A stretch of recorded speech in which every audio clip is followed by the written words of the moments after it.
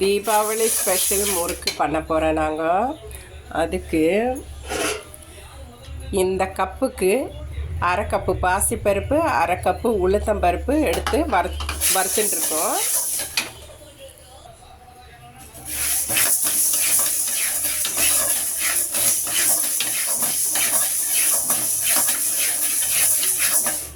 எந்த அளவுக்கு பதம் வரணும்னா, நம்ம ரெண்டு பாசிப்பருப்பு உளுத்தம்பருப்பு போட்டிருக்கோம். இந்த ரெண்டு பருப்புமே நம்ம வாயில் போட்டதுமே கடக்கன்னு ஆகணும்.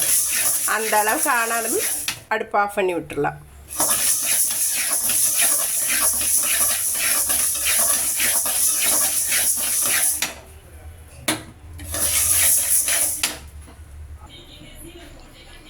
பருப்பு வறுத்த பிறகு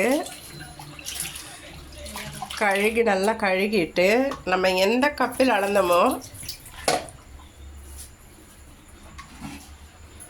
இதே கப்பில் அளந்தோம். அரை கப்பு உளுத்தம்பருப்பு, அரை கப்பு பாசிப்பருப்பு, இதே கப்பில் 2 கப்பு தண்ணி ஊற்றி நல்லா வேக வச்சிடலாம். இப்போ நம்ம எந்த கப்பில் அளந்து பாசிப்பருப்பு உளுத்தம்பருப்பு அளந்தோமோ அதே கப்பில் 4 கப்பு மாவு எடுத்து வறுத்துடலாம்.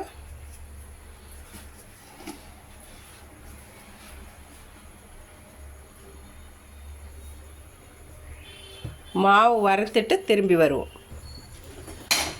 இந்த 4 கப்பு மாவு நல்லா வறுக்க போகிறேன். எந்த பதத்துக்கு வறுக்கணுன்னா, இது நல்லா நம்ம கையில் எடுக்கும்போதே மாவு பறக்கணும்.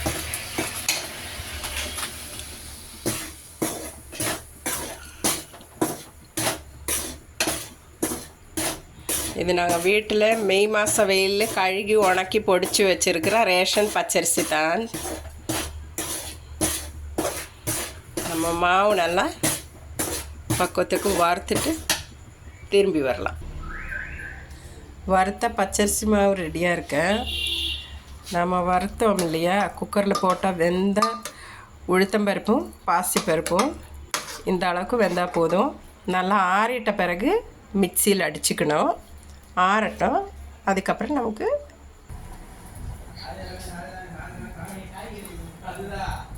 வறுத்த மாவு வேக வச்சு அடித்த பாசிப்பருப்பு உளுத்தம்பருப்பு, அது கூட நமக்கு தேவையான உப்பு போட்டுக்கலாம். தேவையான நான் கையளவு தேவையான எள்ளு, எங்களுக்கு கருப்பு எள்ளு கிடைக்கல, வெள்ளை எள்ளு தான் கிடச்சிருக்கு. அது தேவைக்கானது போட்டுக்கிறேன் நான்.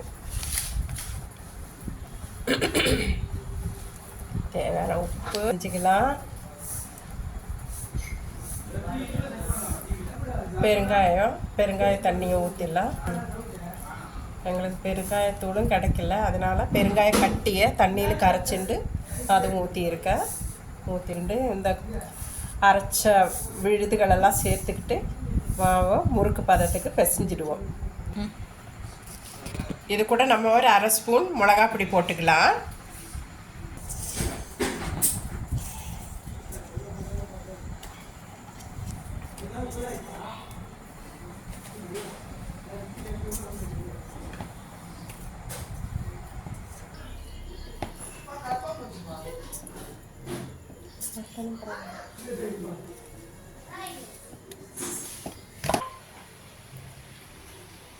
நம்ம முறுக்கு மாவு இந்த அளவு பதத்துக்கு பிசைஞ்சாச்சு.